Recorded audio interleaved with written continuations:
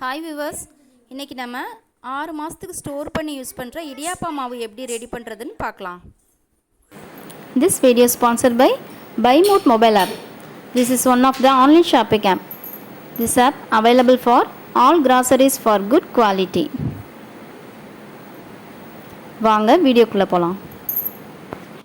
இதுக்கு பச்சரிசியை ஒரு 2 தடவை நல்லா வாஷ் பண்ணிவிட்டு இது மாதிரி காய வச்சுக்கோங்க. காய வைக்கிறது எப்படின்னா, கையில் ஒட்டுற பதத்துக்கு நல்லா காயக்கூடாது. அரிசி கை வச்சா ஒட்டுற மாதிரி ஈர அரிசியாக இருக்கணும். அதை மிஷினில் கொடுத்து இந்த மாதிரி நல்லா நைஸாக அரைச்சி வாங்கிட்டு வந்துட்டு அதை இட்லி கொப்பரையில் ஒரு ஈர துணியில் இட்லி கொப்பரையில் வேக வச்சு எடுத்துக்கணும். அது வெந்துட்டுருக்கட்டும். இது பார்த்திங்கன்னா எங்கள் அம்மாவோட வீடு. எங்கள் அம்மா வீட்டை சுற்றி கை சிவக்கிறதுலேருந்து வாய் சிவக்கிற வரை எல்லா மூலிகையும் எங்கள் அம்மா வச்சுருக்காங்க. எங்கள் அம்மா வீடு ரொம்ப சின்ன வீடு தான், ஆனால் அங்கே போனால் அவ்வளோ சந்தோஷமாக இருக்கும். இங்கே பாருங்கள், முருங்கை மரம், பக்கத்துலேயே கருவேப்பிலை செடி, இந்த பக்கம் பார்த்திங்கன்னா எலுமிச்சம் செடி, அதெல்லாம் இப்போ தான் காய்ச்சிட்ருக்கு. இங்கே பாருங்கள், வெத்தலை கொடி, பக்கத்தில் வாழை மரம்.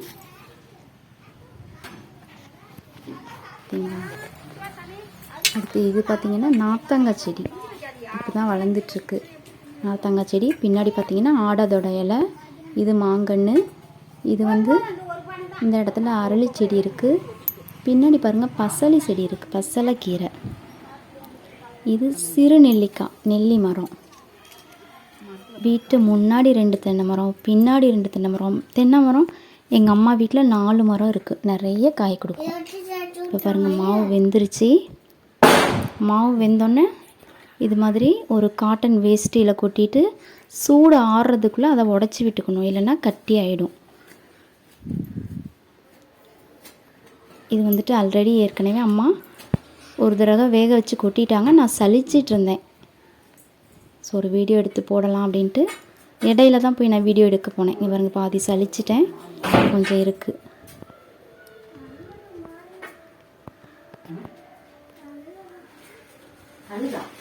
நல்லா நைஸாக சலித்து எடுத்துக்கோங்க, மாவு சலிக்கிற ஜல்லடையில்.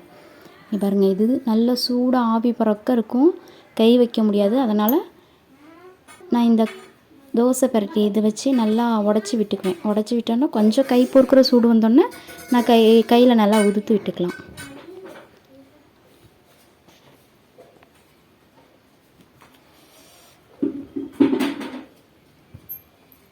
இப்படி உடச்சி விட்டுக்கோங்க, ஏன்னா ஆறிடுச்சு அப்படின்னா கட்டி ஆயிடும். அரிசி மாவு நல்லா கட்டி ஆகிடும், உடச்சி விடுறதுக்கு சிரமமாக இருக்கும்.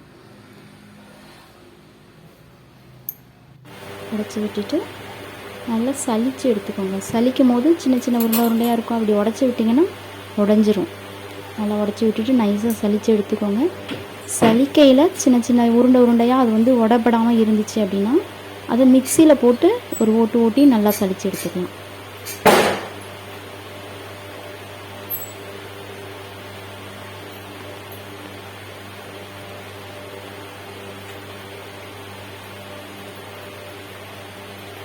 ப்ராசஸ் ரொம்ப பெருசு மாதிரி இருக்கும் உங்களுக்கு. ஒன்ஸ் இது கொஞ்சம் கஷ்டமாக தான் இருக்குது, அதை செஞ்சு வச்சுட்டோம் அப்படின்னா இடியாப்பம் பண்ணும்போது நமக்கு ஈஸியாக இருக்கும்.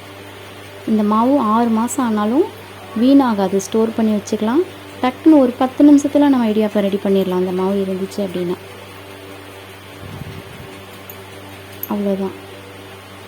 இந்த மாவு எல்லாத்தையும் நல்லா நைஸாக சலிச்சுட்டு ஒரு 2 இல்லைன்னா 3 நாள் வீட்டுக்குள்ளேயே நிழல்லையே காய வைக்கணும். இதை நல்லா பரப்பி விட்டுட்டு மேலே ஒரு வெள்ளை வேஷ்டி போட்டுருங்க, மெலிசாக இருக்குது. ஏன்னா பூச்சி விழாமல் இருக்கிறதுக்கு மேலே ஒரு வேஷ்டி போட்டுட்டு ஒரு 3 டேஸ் அப்படியே இருக்கட்டும். அப்பப்போ எடுத்து டெய்லி ஒன்ஸ் மட்டும் நீங்கள் அதை கிளறி விட்டுருங்க. நல்லா அந்த ஈரப்பதம் இல்லாமல் நல்லா காஞ்சோன்னே நீங்கள் எடுத்து ஸ்டோர் பண்ணி வச்சுக்கலாம். வெயிலில் வச்சிட்டிங்க அப்படின்னா இடியாப்பம் நல்லா வராது. ஸ்டோர் பண்ணிவிட்டு நமக்கு தேவைப்படும் போது எவ்வளோ தேவையோ கொஞ்சம் மாவு போட்டாலும் இடியாப்பம் நிறைய வரும். தண்ணி ஊற்றி பிணையும் போது மாவு அதிகமாக வரும். தேவைப்படுறப்ப மாவு கொஞ்சமாக எடுத்துகிட்டு உப்பு தண்ணி ஊற்றி நல்லா சுடுதண்ணி ஊற்றி நல்லா கை சூடு பொறுக்கிற அளவுக்கு சுடுதண்ணி ஊற்றி நல்லா மிக்ஸ் பண்ணிவிட்டு நம்ம இட்லி பாத்திரத்தில் இட்லி ஊற்றுறோம் இல்லைங்களா, அதே மாதிரி இடியாப்ப உலக்கில் அந்த மாவு போட்டு புழிஞ்சு விட்டு வேக வச்சு எடுத்துட்டோம் அப்படின்னா இடியாப்பம் ரெடி ஆகிடும்.